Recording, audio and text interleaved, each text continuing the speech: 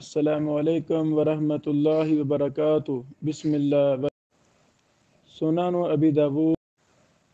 अबू दाऊद की हदीस नंबर 160 आज हम पढ़ेंगे। इस पर इमाम अबू दाऊद रहमतुल्लाह ने कोई मुकर्रर बाब नहीं कायम किया, बल्कि लिखा है बाबुन, बस। आगे बाब किसके मुतल्लिक है वो नहीं लिखा। इस हदीस पर दीगर अहम मुहद्दिसीन ने जो बाब कायम किए हैं, मसलन इमाम बहकी रहमहुल्लाह, उन्होंने इसी हदीस पर ये बाब कायम किया है, बाबुल मसही अलन नालैन, जूतों पर मसा का बयान। इसी तरह इमाम तहावी रहमहुल्लाह ने भी यही बाब कायम किया है। बाद नुस्खों में लफ्ज़ बाब भी नहीं है। अबू दाऊद के बाद नुस्खों में लफ्ज़ बाब नहीं है। हदीस नंबर 160, काल हद्दसना मुसद्दद व अब्बाद बिन मूसा काल हद्दसना हुशैम अन यअला बिन अता अन अबी काल अब्बाद काल अखबरनी औस बिन अबी औस अस्सक़फ़ी अन्न रसूलुल्लाह सल्लल्लाहु अलैहि वसल्लम तवज़्ज़अ व मसह अला नालैहि व क़दमैहि। बेशक रसूलुल्लाह सल्लल्लाहु अलैहि वसल्लम ने वज़ू किया और अपने जूतों पर मसा किया और अपने कदमों पर मसा किया। वकाला अब्बाद कहते हैं, रअयतु रसूलुल्लाह सल्लल्लाहु अलैहि वसल्लम, मैंने देखा रसूलुल्लाह सल्लल्लाहु अलैहि वसल्लम को। अल्लाहु अकबर। रसूलुल्लाह सल्लल्लाहु अलैहि वसल्लम एक कौम के किज़ामा पर आए। किज़ामा से मुराद क्या है? वज़ू करने की जगह पर, यानी अलमीज़ा, मीज़ा से मुराद वज़ू करने की जगह। वलम यज़कुर मुसद्दद अलमीज़ा, मुसद्दद ने वज़ू की जगह का जिक्र नहीं किया और ना किज़ामा का जिक्र किया है, ना मीज़ा का और ना ही किज़ामा का। सुम्मत तफ़क़ा, फिर दोनों रावी यानी मुसद्दद और अब्बाद बिन मूसा इन दो लफ्ज़ों के अलावा बाकी हदीस को बयान करने में मुत्तफ़िक़ हैं। ये माना करेंगे फ़तवज़्ज़अ व मसह अला नालैहि व क़दमैहि, कि रसूलुल्लाह सल्लल्लाहु अलैहि वसल्लम ने वज़ू किया और अपने जूतों पर और अपने कदमों पर मसा किया। अल्लाहु अकबर। पहली बात, ये हदीस शेख अलबानी रहमतुल्लाह ने सही अबू दाऊद अल-उम के अंदर इसको सही कहा है, तफसीली दरासा किया है। और ये हदीस मुस्नद अहमद में भी है, जिल्द नंबर 4 सफ़ा नंबर 8। इस तरह दीगर किताबों में ये रवायत भी है। शेख अलबानी रहमहुल्लाह इस हदीस पर हुक्म लगाते हैं, हाज़ा इस्नादुन रिजालुहु कुल्लुहुम सिकात रिजालुस सही। ये सनद, इसके सारे रावी सिका हैं, सही के रावी हैं, अता के माँ सिवाय। अता जो यहया के वालिद हैं। अता कौन? जो यहया के वालिद हैं। यहया नहीं, याला के वालिद हैं अता। हाफिज़ इब्न हजर रहमहुल्लाह ने तहज़ीब तहज़ीब में नकल किया है कि इमाम अबुल हसन इब्न अल-क़त्तान ने कहा मजहूलुल हाल, और उनकी मुताबिक की है इमाम ज़हाबी ने मीज़ान में, और इब्न हिब्बान रहमहुल्लाह ने इनको सिकात में ज़िक्र किया है।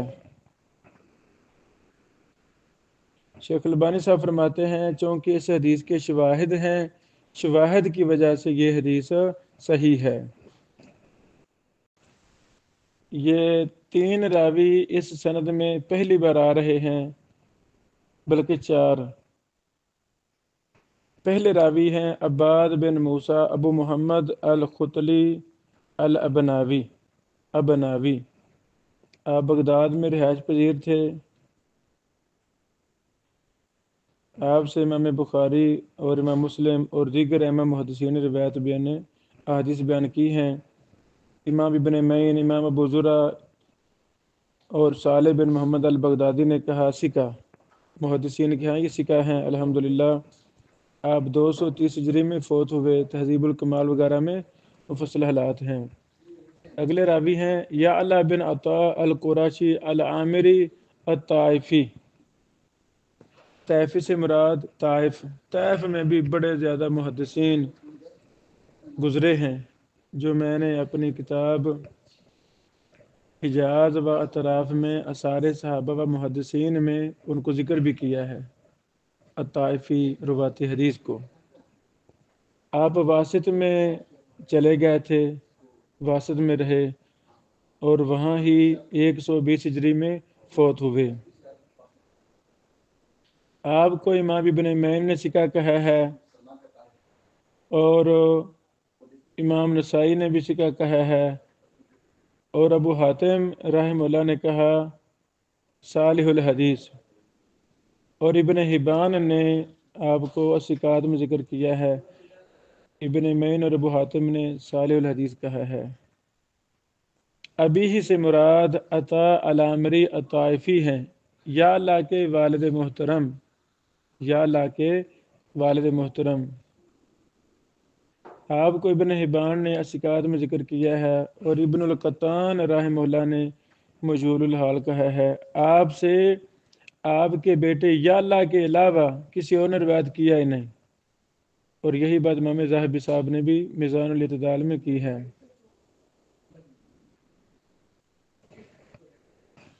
اس حدیث کے معنی میں بڑی تفصیلات ابو داود کی شرح میں علماء شیوخ نے لکھی ہیں۔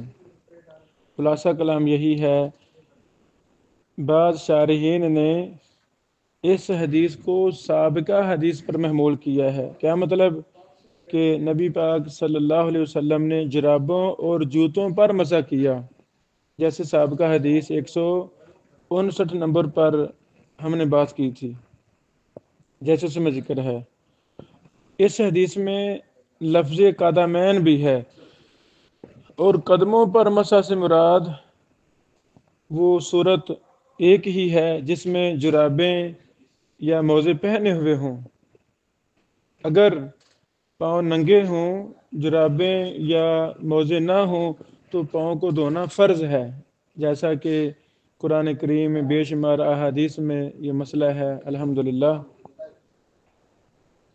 امام ابن قدامہ رحمہ اللہ نے لکھا ہے کہ بظاہر ایسے لگتا ہے کہ جوتے یا چپل کی پٹی پر مسح فرمایا جو کہ پاؤں کے اوپر ہوتی ہے۔ بہرحال شیخ الاسلام ابن تیمیہ رحمہ اللہ نے اپنے مفصل فتاوی میں بھی اس پر بڑی تفصیلی بحث کی ہے۔ الفتاوی الکبریٰ جلد 5 صفحہ 305 ہے۔ اس میں انہوں نے 3 حالتیں بیان کی ہیں پاؤں کی، اور کافی تفصیل ذکر کی ہے۔ تفصیل ابو داود کی شروحات میں دیکھی جا سکتی ہے، فتاوی ابن تیمیہ میں بھی تفصیل موجود ہے۔ بارک اللہ فیکم۔ سنن ابی داود حدیث نمبر 161۔ باب کیف المسح، مسح کیسے ہو، مسح کے طریقے کا بیان۔ قال حدثنا محمد بن صباح البزاز قال حدثنا عبد الرحمن بن ابي الزناد قال ذكره ابي عن عروة بن الزبير عن المغيرة بن شعبة رضي الله تعالى عنه ان رسول الله صلى الله عليه وسلم كان يمسح على الخفين، بے شک رسول اللہ صلی اللہ علیہ وسلم اپنے موضوع پر مسح کیا کرتے تھے۔ وقال غور محمد بن صباح مراد ہیں۔ محمد بن صباح کے علاوہ دوسرے راویوں نے کہا مسح علی ظہر الخفین، آپ صلی اللہ علیہ وسلم نے اپنے موضوع کے اوپر مسح کیا۔ حدیث واضح ہے، موضوع کے اوپر مسح کرنا چاہیے۔ یہ حدیث حسن درجے کی ہے، سنن ترمذی میں بھی ہے، حدیث نمبر 98۔ امام ترمذی رحمہ اللہ نے اس حدیث کو حسن کہا ہے۔ امام ذہبی رحمہ اللہ نے عبد الرحمن بن ابی زناد کے متعلق کہا حدیثہ من قبیل الحسن، اس کی حدیث حسن کے قبیل سے ہے، یعنی حسن کے درجہ سے ہے۔ سیر اعلام نبلا جلد 8 صفحہ 168 اور 169۔ شیخ البانی رحمہ اللہ فرماتے ہیں یہ سند حسن ہے، اس کے سارے راوی ثقہ ہیں سوائے عبد الرحمن بن ابی زناد کے، اور اس راوی کے بارے میں اختلاف کیا گیا ہے۔ پھر اس راوی کے متعلق جو اقوال ہیں وہ سر ذکر کیے ہیں۔ امام مالک رحمہ اللہ نے آپ کو ثقہ کہا ہے، اس طرح کچھ محدثین نے ضعیف کہا ہے، کچھ نے ثقہ کہا ہے، متکلم فی راوی ہیں۔ راجح یہی ہے کہ یہ حسن درجے کے راوی ہیں۔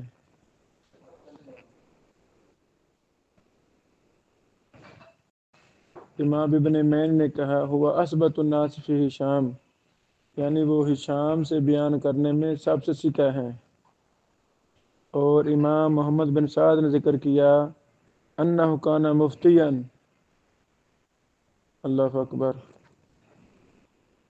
وقد روى ارباب سنن الاربع لہو، یعنی سنن اربع کے مصنفین نے اس کی روایات کو بیان کیا ہے۔ وہو ان شاء اللہ تعالی حسن الحال، بہرحال یہ حسن درجے کے راوی ہیں۔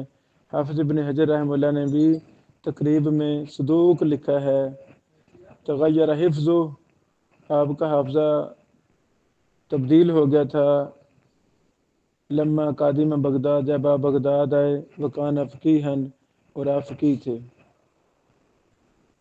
الحمدللہ۔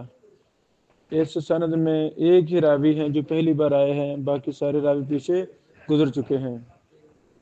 وہ ہیں عبد الرحمن بن عبداللہ بن ذکوان ابن ابی زناد ابو محمد القرشی کی نسبت سے معروف ہیں۔ امام ابو حاتم رازی نے کہا یکتب حدیث ولا یحتج بہ، اور ابن المدینی نے کہا حدیث بالمدینہ حدیث مقارب وما حدث بالعراق مضطرب۔ ابن المدینی رحمہ اللہ فرماتے ہیں کہ ان کی مدینہ منورہ میں حدیث وہ ٹھیک ہے، اور جو عراق میں حدیث بیان کی ہے وہ مضطرب ہے، اس میں اضطراب ہے۔ آپ بغداد میں فوت ہوئے 174 ہجری میں، اس وقت آپ 64 سال کی عمر کے تھے رحمہ اللہ۔ حدیث کا معنی واضح ہے۔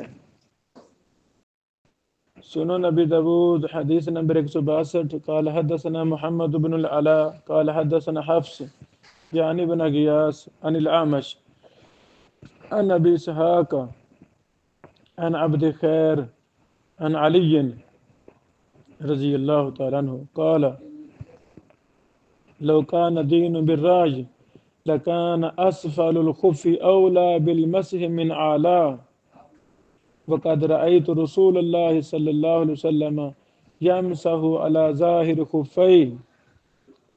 سیدنا علی رضی اللہ عنہ سے روایت ہے، انہوں نے کہا اگر دین رائے اور قیاس پر مبنی ہوتا تو موضوع کا نیچے والا حصہ، سبحان اللہ، اگر دین قیاس کے مطابق ہوتا تو قیاس اور عقل تو یہ چاہتی ہے کہ موزوں کا نیچے والا حصہ اوپر والے کی بنسبت مسا کا زیادہ مستحق ہوتا، مگر میں نے رسول اللہ صلی اللہ علیہ وسلم کو دیکھا ہے کہ آپ اپنے موزوں کے اوپر ہی مسا کیا کرتے تھے۔ اللہ اکبر، اللہ اکبر۔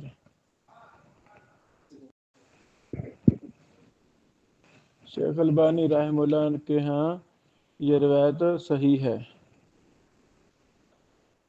سنن ابی داود حدیث نمبر 163۔ قال حدثنا محمد بن رافع قال حدثنا يحيى بن آدم قال حدثنا يزيد بن عبد العزيز عن الأعمش بسناده بهذا الحديث قال ما كنت أرى باطن القدمين إلا أحق بالغسل حتى رأيت رسول الله صلى الله عليه وسلم يمسح على ظهر خفيه۔ اچھا، اعمش اپنی سند سے اس حدیث کو بیان کرتے ہیں اور کہتے ہیں میں پاؤں کے نیچے والے حصے ہی کو زیادہ لائق سمجھتا تھا کہ اسے دھویا جائے، پاؤں کے نیچے حصے کو۔ اللہ اکبر۔ یہاں تک کہ میں نے رسول اللہ صلی اللہ علیہ وسلم کو دیکھا آپ اپنے موزوں کے اوپر کے حصے ہی کا مسح کرتے تھے۔ سبحان اللہ۔ یعنی معنی کے لحاظ سے یہ روایت 162 کے موافق ہے معنی کے لحاظ سے۔ یہ ذکر کرنے کے بعد امام ابو داود فرماتے ہیں وَرَوَاهُ وَكِيعٌ عَنِ الْأَعْمَشِ بِإِسْنَادِهِ قَالَ كُنْتُ أَرَى أَنَّ بَاطِنَ الْقَدَمَيْنِ أَحَقُّ بِالْمَسْحِ مِنْ ظَاهِرِهِمَا حَتَّى رَأَيْتُ رسول اللہ صلی اللہ علیہ وسلم يَمْسَحُ ظَاهِرَهُمَا۔ سند کا اختلاف بیان کرتے ہوئے امام ابو داود فرماتے ہیں کہ اس حدیث کو وکیع نے اعمش سے اپنے سند سے روایت کیا ہے تو کہا میں سمجھتا تھا کہ پاؤں کا نیچے والا حصہ ہی زیادہ لائق ہے کہ ان کا مسح کیا جائے، یعنی پہلی روایت میں دھونے کا ذکر ہے، اس میں مسح کا ذکر ہے۔ یہاں تک کہ میں نے رسول اللہ صلی اللہ علیہ وسلم کو دیکھا کہ آپ نے اوپر کی جانب مسح کیا۔ اس کے بعد لکھتے ہیں ابو داود رحمہ اللہ قال وکیع یعنی الخفین، امام وکیع کہتے ہیں کہ قدمین سے مراد موزے ہیں۔ یہ ہے نا اس میں باطن القدمین، تو قدموں سے مراد موزے ہیں۔ وَرَوَاهُ عِيسَى بْنُ يُونُسَ عَنِ الْأَعْمَشِ كَمَا رَوَاهُ وَكِيعٌ وَرَوَاهُ أبو السوداء عن ابن عبد خیر عن أبيه قال رأيت عليا توضأ فغسل ظاهر قدميه وقال، فرماتے ہیں میں نے دیکھا سیدنا علی رضی اللہ عنہ کو انہوں نے وضو کیا اور اپنے پاؤں کے زہر کو دھویا اور کہا لولا انی رأیت رسول اللہ صلی اللہ علیہ وسلم یفعلہ، اگر میں نے رسول اللہ صلی اللہ علیہ وسلم کو یہ کرتے نہ دیکھا ہوتا۔ سبحان اللہ۔ اور پھر انہوں نے آگے حدیث کو بیان کیا، کیا مطلب؟ تو میں یہی سمجھتا کہ پاؤں کے نیچے والے حصہ ہی دھونے کے لائق ہوتا ہے۔ سبحان اللہ، سبحان اللہ۔ شیخ البانی رحمہ اللہ کے ہاں یہ بھی صحیح ہے۔ 164 نمبر قال حدثنا محمد بن العلاء قال حدثنا حفص بن غیاث عن الأعمش بهذا الحديث قال لو كان دين براج لكان باطن القدمين أحق بالمسح من ظاهرهما وقد مسح النبي صلی اللہ علیہ وسلم خفيه، بعض نسخوں میں على ظهر خفيه، معنی واضح ہے۔ 165 قال حدثنا موسى بن مروان ومحمود بن خالد الدمشقي المعنى قال حدثنا الوليد قال محمود قال أخبرنا ثور بن يزيد عن رجاء بن حيبة عن قاتب المغيرة بن شعبة عن المغيرة بن شعبة رضي الله تعالى عنه۔ سیدنا مغیرہ بن شعبہ رضی اللہ عنہ سے روایت ہے، فرماتے ہیں وضعت النبی صلی اللہ علیہ وسلم فی غزوۃ تبوک، میں نے نبی علیہ الصلوۃ والسلام کو وضو کروایا، پانی میرے پاس تھا، میں پانی ڈال رہا تھا، بہا رہا تھا، نبی پاک علیہ الصلوۃ والسلام وضو فرما رہے تھے۔ فمسح اعلی الخفین واسفلہما، تو آپ علیہ الصلوۃ والسلام نے اس موقع پر موزوں کے اوپر اور نیچے مسح کیا۔ اب اس میں آ رہا ہے 165 نمبر میں کہ اوپر بھی مسح نیچے بھی مسح۔ یہ ذکر کرنے کے بعد امام ابو داود فرماتے ہیں قال ابو داود وبالغني انه لم يمسح ثور هذا الحديث من الرجاء، مجھے یہ بات پہنچی ہے کہ ثور نے یہ حدیث رجاء سے نہیں سنی۔ اللہ اکبر، اللہ اکبر۔ ان سارے روایات کا خلاصہ یہ ہے کہ جرابوں اور موزوں کے اوپر ہی مسح کیا جائے گا، اور مسح کا طریقہ کوئی مقرر نہیں ہے، اوپر سے نیچے کر لیں، نیچے سے اوپر کر لیں، یعنی پنڈلی سے نیچے کی طرف لے جائیں یا پاؤں کی انگلیوں سے اوپر کی طرف لے آئیں، کوئی مسئلہ نہیں ہے۔ امام ابو عوانہ رحمہ اللہ نے اپنے مستخرج میں یہ باب قائم کیا ہے کہ جس پر مسح کا اطلاق ہوتا ہے وہ مسح ہے، اور مسح جیسے وکیف مسح، جیسے مسح مرضی کسی نے مسح کر لیا وہ ٹھیک ہے۔ بعض تو کہہ دیتے ہیں مسنون یہ ہے کہ پاؤں کی انگلیوں پر انگلیاں رکھ کے اوپر کھینچا جائے، مسنون، حالانکہ کہیں نہیں، یہ بات غلط ہے، اس کی کوئی دلیل نہیں ہے۔ تو جیسے سر کے مسح کا طریقہ مقرر ہے، اس طرح موزوں یا جرابوں پر مسح کا طریقہ مقرر نہیں ہے۔ یہ تو مقرر ہے کہ موزوں کے اوپر مسح کرنا ہے، بس کیسے کرنا ہے جیسے مرضی ثانی ہو اب کر لیں، یہی راجح ہے انشاءاللہ۔ ابھی جو ابھی ہم نے روایت پڑھی 165 نمبر کہ موزوں کے نیچے بھی، تو یہ صحیح ثابت نہیں ہے، یہ صحیح ثابت نہیں ہے۔